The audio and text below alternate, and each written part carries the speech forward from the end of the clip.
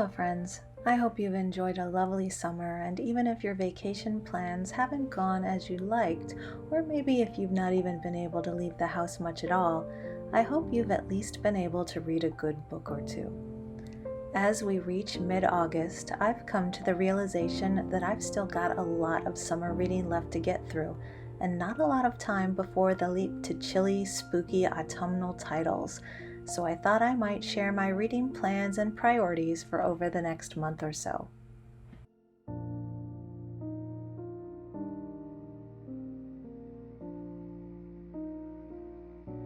The first half of this video consists of books that I've just recently finished, and the second half includes books that I'm still working through.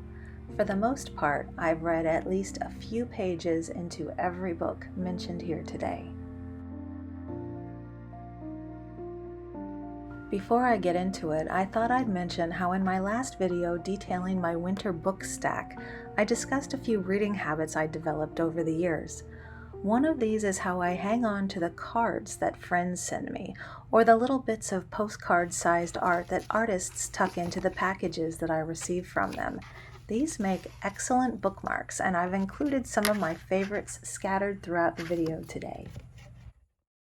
Be Scared of Everything by Peter Counter is a tremendously thoughtful, smart, funny book combining essay and memoir and celebrating all things horror, from cinema and video games to heavy metal and haunted houses. His writing examines popular horror media from such a wonderfully lively place of both vulnerability and curiosity, and reads like many conversations I've had with myself about horror, except he's a million times more articulate about the meaning-making to be experienced here, where in this cauldron of horrifying influences and inspirations, and I'm quoting from somewhere else here, he finds, quote, poetry in madness and beauty in annihilation.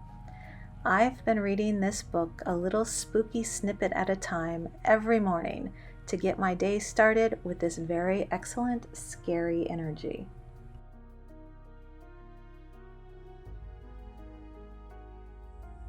A Ghost in the Throat by Doreen Negrifa is an interesting read for me because the narrator of the book has 4 children, and there's a lot of baby making and nurturing and maternal feelings, which is uncomfortable for me.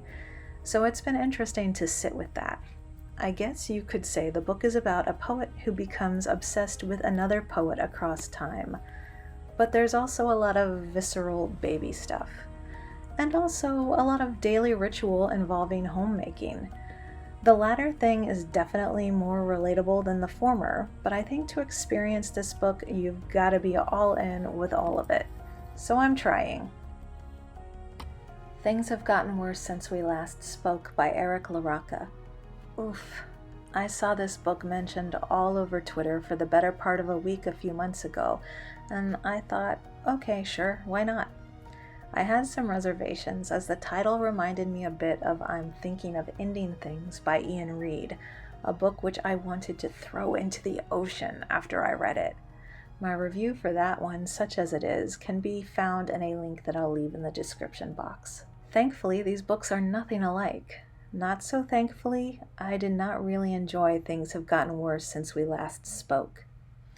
A story of 2 lost, lonely souls meeting through the internet and their developing relationship, which escalates pretty swiftly and in really distressing ways. I personally found it hard to read and maybe a little bit distasteful because it felt awfully familiar. I'm not trying to kink shame anyone, but the master-slave or sub-dom dynamic is hugely problematic for me because I experienced that to a large degree for a time in a former relationship, the really awful toxic and abusive relationship that I've written about on my blog. So it turned out I was the wrong audience for this book. But while I found that aspect of the story intensely disturbing, I wasn't disturbed so much by the details. Maybe I'm jaded or really hard to gross out. I don't know, it just wasn't that freaky. The Hole by Hiroko Oyamada is an odd little story of mundane strangeness, following Asa, who after her husband's work transfer gives up her own job and moves along with him to be close to his employer. This entails living in a house in his rural hometown next to his parents.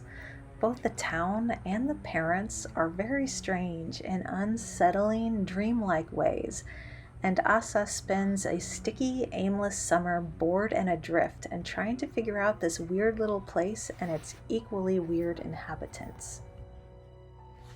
In That Endlessness, Our End by Gemma Files. There's always a moment in my dreams where space shudders and what was fine and well is suddenly not. Gemma Files' stories in That Endlessness, Our End begin in the shiver just before the nightmare. It's unnerving how preordained the descent feels, and yet how abrupt. The horror is always both uncharted and inevitable.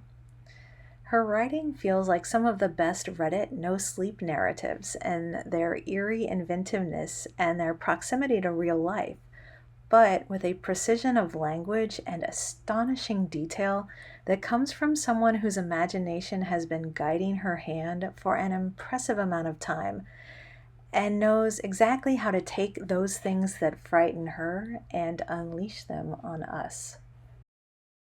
The Scent of Lemon and Rosemary, Working Domestic Magic with Hestia by Raechel Henderson.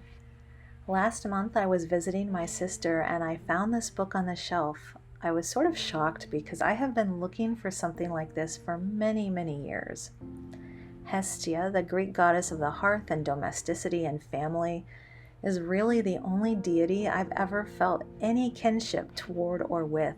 And so this was a really exciting find, and I'm also kind of mad that none of you people told me about it. Full of spells, crafts, and recipes for each room of the house, these magical activities and workings guide us in balancing the energy of each room and turning the entire home into a sacred space. In addition to being a guide for creating a harmonious environment that fosters feelings of acceptance, safety, and abundance, the author also includes hands-on exercises for connecting with Hestia as a deity of bodily autonomy, racial equity, and social justice. All very cool.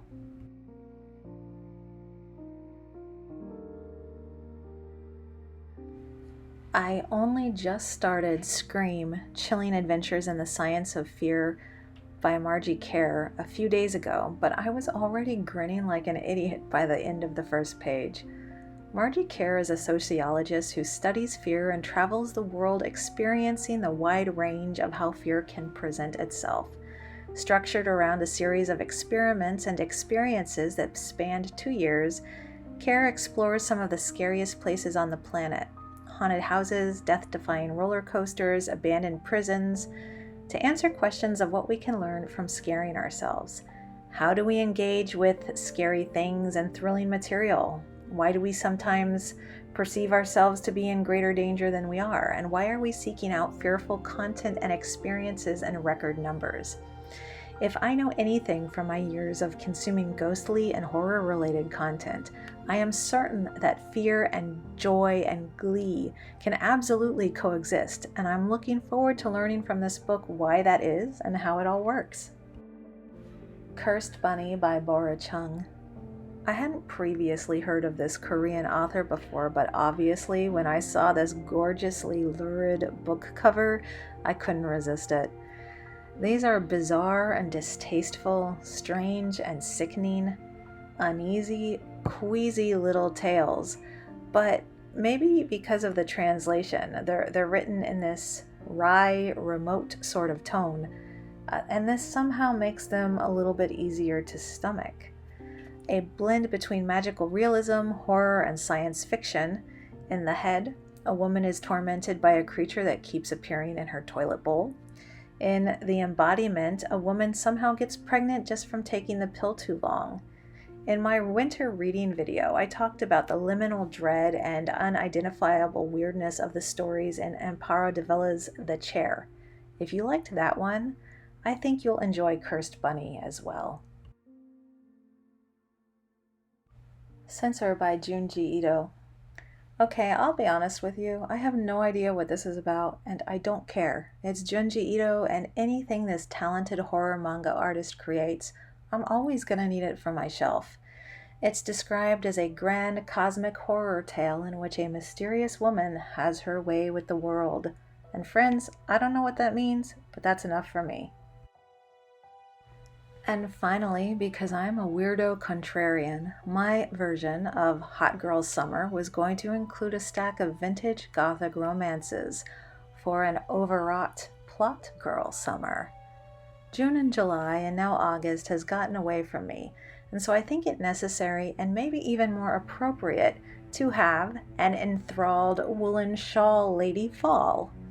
And if you're wondering, yes, I totally picked each of these specifically because I love the cover art. Some of them I even went specifically after as I was looking for gothic romance covers from particular artists. I do love the author Joan Aiken though, so I'm particularly looking forward to that one. So that's it for my summer reading. What have you been reading lately? Anything terrifically weird or quietly unsettling?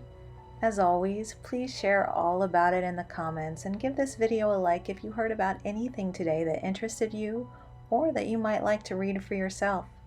Subscribe to my channel for future bookshelf peeks and related goings-on. And in the meantime, till later, weirdos.